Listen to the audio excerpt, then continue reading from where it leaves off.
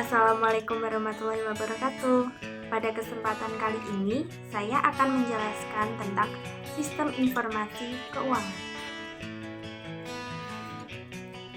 Sistem informasi keuangan adalah sistem informasi yang memberikan informasi kepada orang atau kelompok, baik di dalam perusahaan maupun di luar perusahaan, mengenai masalah keuangan dan menyediakan informasi mengenai arus uang bagi para pemakai di seluruh perusahaan.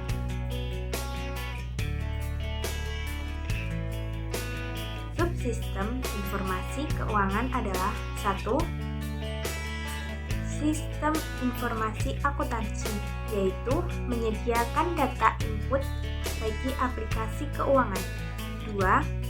Subsistem audit internal, yaitu membantu SIA dalam menyediakan data dan informasi internal dengan penelitian khusus yang dilakukan auditor terkenal.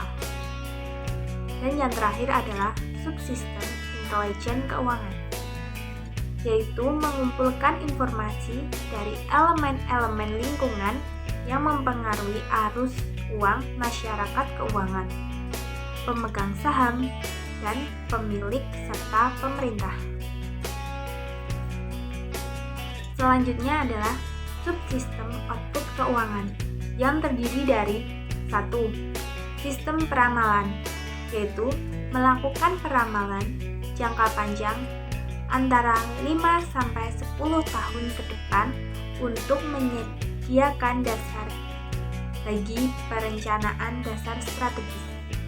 Yang kedua, subsistem manajemen dana, yaitu berkaitan dengan arus uang melalui perusahaan.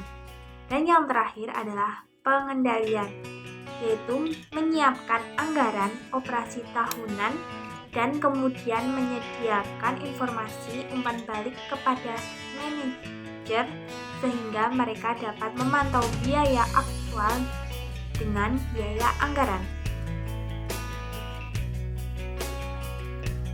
Sistem informasi keuangan biasanya terdiri dari 1. Sistem informasi akuntansi, yaitu menyediakan data akuntansi yang berupa catatan mengenai segala sesuatu yang terjadi dalam perusahaan. Subsistem dari sistem informasi akuntansi yaitu 1. Pemrosesan pesanan penjualan adalah subsistem yang menangani pemrosesan pesanan dari para pelanggan.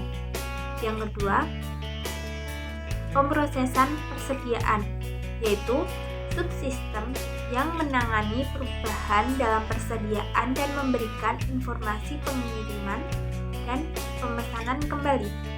Yang ketiga, buku besar, yaitu subsistem yang mengkonsolidasi data dari sistem akuntansi yang lain dan menghasilkan pernyataan dan laporan bisnis yang bersifat periodik.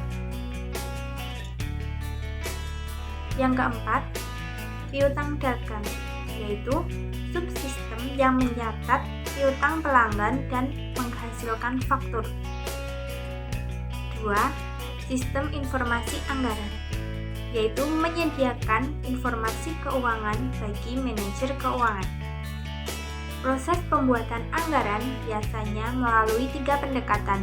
Yang pertama adalah pendekatan dari atas ke bawah, yaitu eksekutif yang menentukan jumlah anggaran dan kemudian menekankan jumlah tersebut pada tingkat yang lebih rendah. Yang kedua, pendekatan dari bawah ke atas, yaitu proses penganggaran dimulai pada tingkat organisasi terendah. Dan yang terakhir, pendekatan partisipasi, yaitu pihak yang akan menerima dana ikut berpartisipasi dalam menentukan tingkatan dana. Selanjutnya adalah auditor, yaitu orang yang bertugas memeriksa catatan akuntansi untuk menguji kebenarannya. Biasanya terdiri dari auditor eksternal, adalah auditor yang bekerja untuk kantor akuntansi publik, Dan auditor internal adalah auditor yang dimiliki sendiri oleh perusahaan. Posisi audit internal dalam organisasi. Yang pertama adalah Dewan Direksi, terus tingkat bawahnya Chief Financial Officer, tingkat bawahnya lagi Direktur Audit Internal, dan tingkat yang paling bawah Departemen Audit Internal. Sekian dari saya. Jika banyak salah mohon maaf. Wassalamualaikum warahmatullahi wabarakatuh.